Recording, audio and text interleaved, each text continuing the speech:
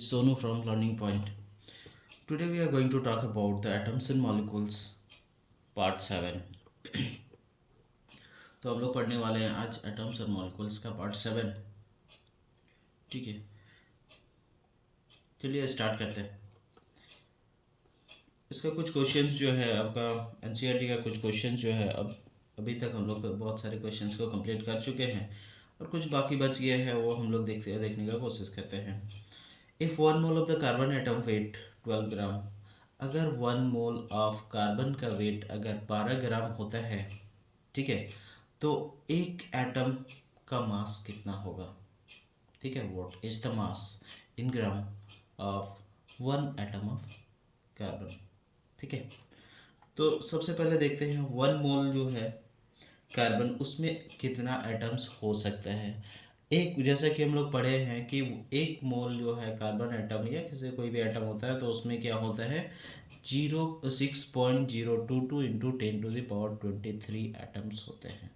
ठीक है, तो इतना सारा एटम्स होता है 1 मोल में. तो हमको क्या बोल रहा है कि जो mass of 1 atom of carbon का पूछ रहा है. तो मेरा यहाँ पर 6.022 इंटू 10⁻23 एटम जो है वो मेरा 12 ग्राम के बराबर है. ठीक है, 1 मोल जो है उसमें आपका 12 ग्राम दे रहा है, तो इसका मतलब है 1 मोल में आपका जब इतना होता है, एक सेकंड रुकिए हम बताते हैं.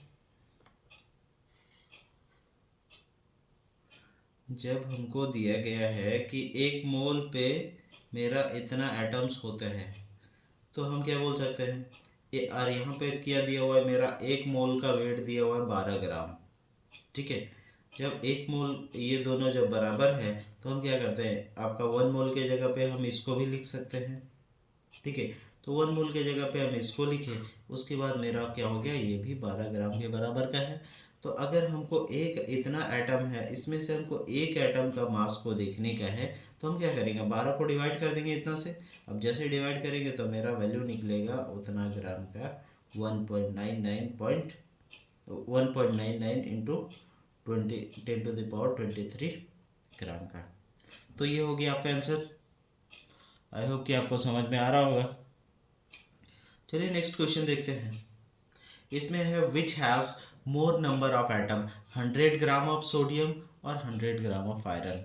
ठीक है, आपका 100 ग्राम सोडियम का है और 100 ग्राम है आपका आयरन का. तो हमको बोल रहा है कि इसमें किस में ज़्यादा एटम होगा. आयरन वाले में ज़्यादा होगा, सेम वेट है दोनों का ग्राम में, लेकिन बोल रहा है कि इसमें किसका ज़्यादा एटम्स होगा. ठीक है, तो हम देखते हैं. पहले हमको पता है मोल ऑफ सोडियम कितना होता है, वो हमको दिया गया है पहले से. अगर हम मोल ऑफ सोडियम को निकाल लेते हैं, पहले हमको मास दिया गया है, सोडियम का 23 यूनिट का होता है और आयरन का 56 यूनिट का होता है. ठीक है, तो यहाँ पे सोडियम का अगर हम मोल निकालते हैं, मोल ऑफ सोडियम निकालते हैं, तो इसमें क्या हो जाएगा, मोल निकालने के लिए क्या करेंगे, मास ऑफ Na जो मेरा मास दिया गया था 100 ग्राम का. ठीक है, तो उसमें उसका निकालना है. और आपका कितना है, मोलर मास कितना दिया गया है 23 यूनिट का. तो आप क्या करते हैं, यहाँ पे 23 यूनिट को पुट कर दीजिएगा और 100 को डिवाइड कर दीजिएगा, तो आपके पास निकलता है 4.34 वैल्यू. ठीक है, तो इसका मतलब इसका मोल कितना हुआ, सोडियम का मोल कितना हुआ 4.34. ठीक है, उसके बाद अगर हम आयरन का निकालने जाते हैं तो सेम केस उसमें भी है, मास ऑफ आयरन लिखेंगे, उसके बाद आपका मोलर मास ऑफ आयरन लिखेंगे, और उसके बाद इसमें 56 मेरा दिया गया था, तो हम क्या करेंगे 100 को 56 से डिवाइड कर देंगे, जो कि मेरा वैल्यू आया 1.76. तो आपको ये दोनों जो वैल्यू है, ये वाला दोनों जो वैल्यू है, इस दोनों वैल्यू से आपको पता लग गया होगा कि कौन बड़ा है या किसमें कितना ज़्यादा एटम है. ठीक है, तो आपका किसका ज़्यादा एटम है, आयरन का ज़्यादा एटम है, नहीं सॉरी सोडियम का ज़्यादा एटम है इन कंपैरिजन टू आयरन. चलिए नेक्स्ट क्वेश्चन आता है. यहाँ पे दिया गया है, आपको सैंपल दिया गया है कंपाउंड, ऑक्सीजन का और बोरोन का जो कंपाउंड है उसका आपको सैंपल दिया गया है जो कि आपका 0.24 ग्राम का है। ठीक है, अगर उसमें आपको बोल रहा है कि आपको ये एनालाइज किया गया कि बोरोन का जो क्वांटिटी है वो 0.096 ग्राम का है और ऑक्सीजन का जो क्वांटिटी है 0.144 ग्राम का है। ठीक है, दोनों का हिस्सेदारी दिया गया है, आपका बोरोन का कुछ है और आपका ऑक्सीजन का है। लेकिन यहाँ पर तो आपका न्यूमेरिकल वैल्यू दिया गया है, आपको इसमें बोल रहे हैं परसेंटेज में। ठीक है, calculate the percentage of composition of compound, कितना किसका परसेंटेज यूज हुआ, कितना परसेंट किसका है। ठीक है, तो अभी हम देखते हैं मास ऑफ बोरोन जो है कंपाउंड का वो कितना है 0.96 ग्राम। ठीक है, और कंपाउंड का मास कितना है 0.24 ग्राम का। तो इसको बहुत ही सिंपल तरीका से हम समझ सकते हैं, जब हमको परसेंटेज निकालना होगा तो परसेंटेज के लिए सबसे पहले जिसका परसेंटेज हमको निकालना है उसको ऊपर रखेंगे, जिससे परसेंटेज निकालना है उसको नीचे रखेंगे और उसके बाद 100 से मल्टीप्लाई करेंगे। जिसका निकालना है उसको ऊपर और जिससे निकालना है उसको नीचे में और आपका मल्टीप्लाई में 100। ठीक है, तो अगर आप इतना कर देते हैं तो आपका क्वेश्चन सॉल्व हो जाता है। तो आपका यहाँ पर दिया गया है परसेंटेज ऑफ बोरोन जो है आपका 0.096 ग्राम का है। सॉरी, परसेंटेज ऑफ बोरोन आप निकाल रहे हैं तो इसका आपका मास ऑफ बोरोन कितना दिया गया है 0.096 और यहाँ पे टोटल आपका कितना दिया हुआ था 0.24 ग्राम का। अगर आप डिवाइड कर देते हैं और मल्टीप्लाई करते हैं 100 से तो आपका वैल्यू आता है आपका 40, मतलब ये क्या है परसेंट में है। ठीक है, तो आपका यहाँ पर हो गया ऑक्सीजन जो है। फिर देखते हैं ऑक्सीजन कंपाउंड में उसका हिस्सेदारी कितना था 0.144 ग्राम का। तो मेरा टोटल क्वांटिटी जितना है मेरा बोरोन का निकालना है तो हम क्या करते हैं बोरोन को ऊपर में रखें और टोटल जो है मेरा कंपाउंड उसको नीचे में रखें। ठीक है, हमको एक बात याद रखना है, जिसका परसेंटेज निकालना है उसको ऊपर, जिससे परसेंटेज निकालना है उसको नीचे इंटू 100, बस इतना ही करना है और आपका फिर वैल्यू आता है 60 का। तो मतलब आपका ये जो कंपाउंड बना है इस कंपाउंड में 40% हिस्सेदारी की जो है आपका बोरोन का है और आपका 60% हिस्सेदारी है आपका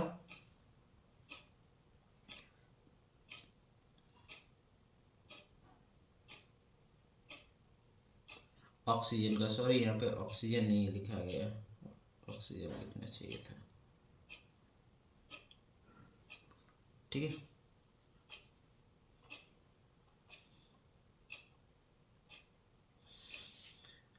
उसके बाद नेक्स्ट क्वेश्चन आता है when 3.0 gram of carbon is burn in 8 gram oxygen. ठीक है, आपका 3 ग्राम का कार्बन है जो आपका 8 ग्राम ऑक्सीजन में जलता है और आपका बनाता कितना है 11 ग्राम का कार्बन डाइऑक्साइड बनाता है। ठीक है,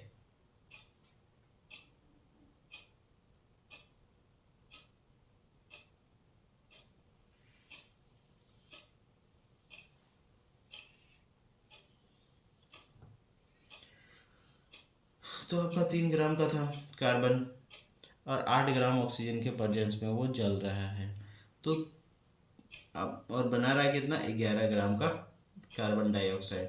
तो यहाँ पे बोल रहा है कि अगर आपको 50 ग्राम का मतलब 50 ग्राम में ऑक्सीजन में कितना जलेगा। ठीक है, तो हमको ये पता है कि ऑक्सीजन का रेशियो कितना दिया हुआ है, ऑक्सीजन मतलब कार्बन और ऑक्सीजन का रेशियो कितना दिया हुआ है 3:8 का रेशियो दिया हुआ है, जिसमें 11 ग्राम वो प्रोडक्ट बना रहा है। ठीक है, कार्बन डाइऑक्साइड। तो अगर आपका CO2 जो बनेगा तो आपका सेम मास का ही होगा, क्योंकि वो जो रेशियो है वो आपका फिक्स्ड है। ठीक है, जैसे बोल सकते हैं ये आपका 3 ग्राम है और ये 8 ग्राम है, तो ये आपका 3:8 का रेशियो बन रहा है। ठीक है, तो हम ये रेशियो को चेंज नहीं कर सकते हैं, चाहे ऑक्सीजन मेरा बढ़ जाए, ऑक्सीजन का अगर बढ़ा भी देंगे तब पर भी वही रेशियो में करेगा। आपको इसमें कंफ्यूज होने का कोई ज़रूरत नहीं है। इसमें अगर 50 ग्राम है इसमें क्या करेगा 50 ग्राम जो है तो इसमें क्या हो जाएगा, यहाँ पर 8 ग्राम है, ठीक है।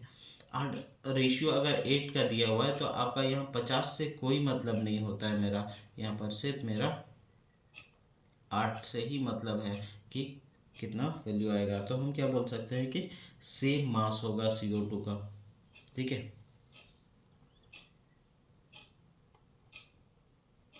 What are polyatomic ions, give example. अभी आपका पॉलीएटॉमिक आयंस क्या होता है, वैसा टाइप का आयन, ठीक है, जिसमें आपका एक से जो कि आपका एक से ज़्यादा एटम से मिलके बना होता है, उसको क्या बोलते हैं, पॉली एटॉमिक आयंस, ठीक है। एक से ज़्यादा एटम्स बोलने का मतलब, जैसे आप एग्जांपल में देख सकते हैं SO4 2-, ये आयनिक फॉर्म में है, NH4+, ये भी आयनिक फॉर्म में है। और अगर हमको SO4 2- में देखना है तो यहाँ पर एक S अलग एलिमेंट है, ऑक्सीजन दूसरा एलिमेंट है, दोनों अलग अलग एलिमेंट का एटम है।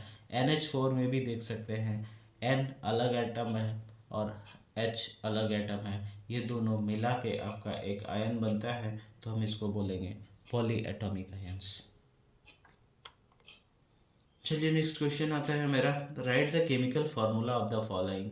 केमिकल फार्मूला लिखने के लिए हम तो बता दिए थे कि आपको कैसे कैसे करके बनाना है। अगर नहीं समझ में आया हो तो इसके प्रीवियस वाले आप जो भी वीडियोस हैं, इसके पार्ट 1, पार्ट 2, पार्ट 3, ये सब में आपका बहुत सारा में आया हुआ है। तो अगर आप इसको कैसे बना वो अगर देखना चाहते हैं तो वो सब वीडियो में देख सकते हैं। यहाँ पे दिया गया है आपका मैग्नीशियम क्लोराइड। मैग्नीशियम क्लोराइड में यहाँ पे क्या दिया हुआ है, एक तो मैग्नीशियम एलिमेंट है और एक तो क्लोराइड में मतलब क्लोरीन है, ठीक है। तो यहाँ पर मैग्नीशियम के लिए Mg लगा और क्लोरीन के साथ में आपका Cl2 लगा। और ऐसा होने का कारण क्या था, Mg का क्या होता था, Mg का चार्ज क्या है 2+, और Cl का चार्ज क्या होता था -1 था। तो इसका ये गया नीचे, इसका ये गया इधर नीचे, ये गया इधर नीचे, तो इसके कारण क्या बन गया MgCl2, ठीक है। कैल्शियम ऑक्साइड CaO, ठीक है। ऑक्साइड जो बनता है तो आपको पता ही है, ऑक्सीजन जब ऑक्साइड का फॉर्म में रहता है, ऑक्सीजन जब लग जाता है किसी के साथ तो वो क्या बना देता है, उसका ऑक्साइड बना देता है। उसके बाद है कॉपर नाइट्रेट जिसमें क्या है CuNO3 का होल 2, ठीक है। तो यहाँ पर आपका कैसे NO3 जुड़ा हुआ है, Cu का कितना होता है 2+ होता है, ठीक है। Cu का आपका 2+ होता है, NO3 का क्या होता है -1 होता है।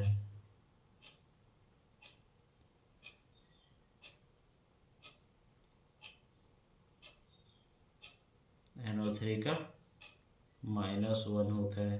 तो आपका Cu के नीचे में 1 गया तो उसको हम नहीं लिखे हैं यहाँ पे, क्योंकि 1 लिखने का कोई ज़रूरत होता नहीं है। और NO3 के नीचे में 2 गया क्योंकि इसके प्लस में आपका 2 था, ठीक है।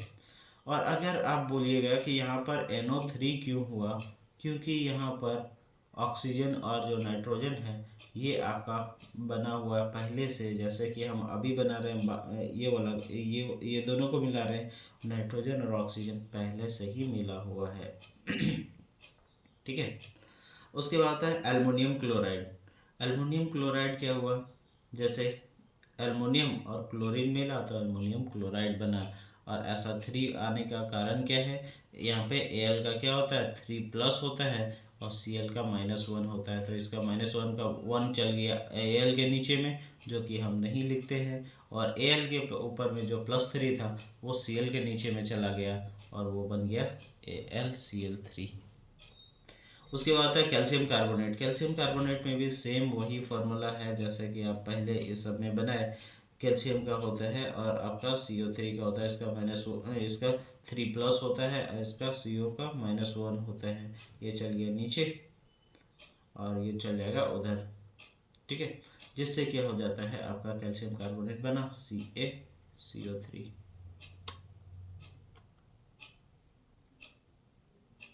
Give the name of the element present in the following.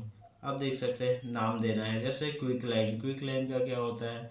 Calcium oxide. ये याद कीजिएगा, अभी आपको याद करना ही पड़ेगा, दूसरा कोई ऑप्शन नहीं होता है, क्योंकि ये जो नेमिंग होता है ना इस टाइप का, तो इसमें आपका कोई ट्रिक काम नहीं करता है, इसके लिए आपको इसको याद करना ही पड़ेगा।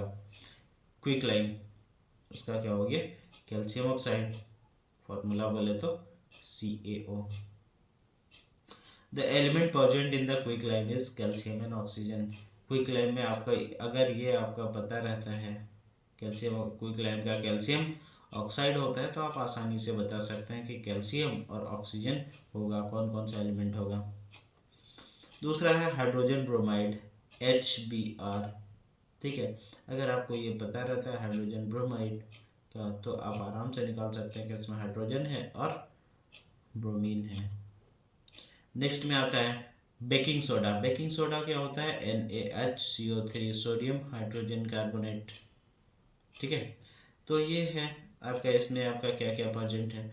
Na प्रेजेंट है मतलब सोडियम, H प्रेजेंट है मतलब हाइड्रोजन, और C प्रेजेंट है मतलब कार्बन, और O प्रेजेंट है मतलब ऑक्सीजन। तो आप इस टाइप से पता लगा सकते हैं कि कौन कौन सा एलिमेंट है इस कंपाउंड में, अगर आपको फॉर्मूला पता होगा तो उसके बाद था potassium sulphate, K2SO4। Potassium sulphate के लिए क्या होता है, आपको यहाँ पर पता चल रहा है, K2 का में आपका K है, S भी है यहाँ, और O भी है। 3 एलिमेंट है आपका, तीनों एलिमेंट पोटेशियम, सल्फर और ऑक्सीजन। ठीक है, आई होप कि आपको इसका नेमिंग वगैरह सब समझ में आ रहा होगा, कैसे नाम दिया जाता है। उसके बाद calculate the molar mass of the following substances. आपको मोलर मास निकालना है कुछ सब्सटेंसेस का, चलिए देखते हैं। जैसे इथीन दिया हुआ है, सॉरी इथाइन, C2H2 दिया हुआ है। C2H2 में क्या होता है देख लीजिए। सबसे पहले पता है कि आपका मास ऑफ C जो है वो आपको पता होना चाहिए पहले से, आपका क्वेश्चन में हो सकता है दिया हुआ रहेगा यहाँ पे। तो यहाँ पर होता है आपका 12। ठीक है, 2C है, इसके लिए यहाँ पर 2 से मल्टीप्लाई किया गया। मास ऑफ H 1 होता है तो 1 लिखे, और यहाँ पे 2 हाइड्रोजन है, देख सकते हैं H2, जिसके कारण यहाँ पर 2 लिखा गया है। ठीक है, अब दोनों को, ये दोनों को मल्टीप्लाई कीजिए, ये दोनों मल्टीप्लाई कीजिए, उसके बाद दोनों को ऐड कर दीजिए, आपका निकल जाएगा मोलर मास ऑफ इथाइन। ठीक है, नेक्स्ट क्वेश्चन आता है molar mass of S8 sulphur का। ठीक है, आपका सल्फर का अगर पता हो है या क्वेश्चन में दिया हुआ रहेगा 32 यूनिट का होता है, तो 32 हो गया, और आपका यहाँ पर कितना है 8 वो सल्फर का दिया हुआ है, तो आप क्या कर सकते हैं 8 से मल्टीप्लाई कर दीजिएगा, जो भी वैल्यू आएगा वो हो जाएगा आपका आंसर। ठीक है, नेक्स्ट क्वेश्चन है molar mass of the phosphorus molecule. Phosphorus molecule का मोलर मास देखते हैं। फॉस्फोरस का क्या होगा, मास ऑफ फॉस्फोरस कितना हो गया 31, और उसका 4 था, इसके कारण हम उसको 4 से मल्टीप्लाई किए, तो 124 ग्राम पर मोल हो गया मेरा आंसर। ठीक है, नेक्स्ट हो गया HCl का। ये आपका देख सकते हैं, इसमें भी हाइड्रोजन का कितना होता है 1 होता है, और एक ही दिया हुआ है, इसके लिए कोई मल्टीप्लाई नहीं किया गया। Cl का 35.5 होता है, कोई मल्टीप्लाई नहीं किया गया, दोनों को प्लस कर देंगे तो मेरा 36.5 आ जाएगा, आंसर हो गया ये मेरा। नेक्स्ट होता है आपका HNO3 का। HNO3 में भी H का 1 होता है, N आपका है तो 14 होता है, इसमें एक एक है दोनों का, मतलब हाइड्रोजन एगो है आपका, नाइट्रोजन भी एगो है, तो इसके लिए आपका मल्टीप्लाई में 1 होगा, जो कि आप लिखे नहीं हैं। ठीक है, उसके बाद ऑक्सीजन जो है, ऑक्सीजन का आपका होता है 16, और आपका यहाँ पर 3 ऑक्सीजन है, जिसके कारण यहाँ पे 3 लिखा गया है। इसको मल्टीप्लाई करके लिख लीजिएगा, उसके बाद सबको ऐड कर दीजिएगा। ठीक है, तो आपका आ जाएगा ये वैल्यू। उसके बाद what is the mass of 1 mole of nitrogen atom. 1 मोल जो होता है नाइट्रोजन एटम का कितना मास होता है। ठीक है, तो नाइट्रोजन जो होता है, जैसे mass of 1 mole of nitrogen, mass of 1 मोल कितना होता है, ग्राम एटॉमिक मास के बराबर का होता है। ठीक है, तो मोल ऑफ नाइट्रोजन जो है, 1 मोल ऑफ नाइट्रोजन कितना है, इसका एटॉमिक मास के बराबर का था, तो एटॉमिक मास जो ग्राम में कितना दिया हुआ है 14 यूनिट का होता है। ठीक है, तो यहाँ पे 14 ग्राम हो जाएगा, 14 यूनिट था तो यहाँ पे 14 ग्राम हो गया। ठीक है, इसमें कोई समझने वाला तो बात है नहीं। उसके बाद जैसे देखिए आपका यहाँ पे अल्मोनियम आइटम का पूछ रहा है 4 मोल। ठीक है, 4 मोल जो है अल्मोनियम आइटम का पूछ रहा है, तो 1 मोल अल्मोनियम आइटम का कितना होता है, 27 ग्राम होता है। ठीक है, तो 4 मोल अल्मोनियम आइटम का कितना होगा, 4 से मल्टीप्लाई कर देंगे, बस सिंपल सा बात है। ठीक है, उसके बाद देखते हैं आपका 10 मोल ऑफ सोडियम सल्फेट। ये थोड़ा बड़ा है तो समझने का कोशिश कीजिएगा, Na2SO3। ठीक है, तो आपका इसमें क्या है, सोडियम का कितना होता है हमको पता है 23। सोडियम यहाँ पे 2 है, इसके लिए यहाँ पर 2 से मल्टीप्लाई किया गया। सल्फर का कितना होता है 32, तो हम यहाँ पे 32 लिख दिए। उसके बाद फिर प्लस में आ गया, उसके ऑक्सीजन कितना है 16 होता है, 16 लिख दिए। 3 ऑक्सीजन है इसलिए 3 से मल्टीप्लाई कर दिया। सबको कैलकुलेशन करने के बाद मेरा आएगा 126 यूनिट का। ठीक है, तो 126 यूनिट क्या निकला, ये ग्राम में निकला। अभी आपका आंसर नहीं आया है, इतना में ही नहीं छोड़िएगा, नहीं तो आपका जो आपका टिक लगाने वाला ऑप्शन रहता है उसमें क्या रहेगा, 126 ग्राम भी रहेगा और आपका 1260 ग्राम भी रहेगा, 1200 ग्राम भी रहेगा। इस टाइप से आपका ये कंफ्यूज कर देगा और आप इसमें कंफ्यूज हो जाइएगा। तो इसके लिए आपको सबसे पहले ध्यान दीजिएगा कि ये ग्राम में निकाला गया है। ठीक है, आपका किसका, ये सब का। ठीक है, अगर आपका 10 मोल का निकालना है तो 10 मोल के लिए आपका ये 1 मोल का था, आपको 10 मोल का नहीं निकला था, तो 10 मोल का निकालने के लिए हमको क्या करना पड़ेगा, 10 से मल्टीप्लाई करना पड़ेगा। जब 10 से मल्टीप्लाई करेंगे तो मेरा 1260 ग्राम आया, तो ये हो गया मेरा आंसर। ठीक है, अब बाकी जो है आपका नेक्स्ट पार्ट में हम ख़त्म कर देंगे, तो तब तक के लिए थैंक यू।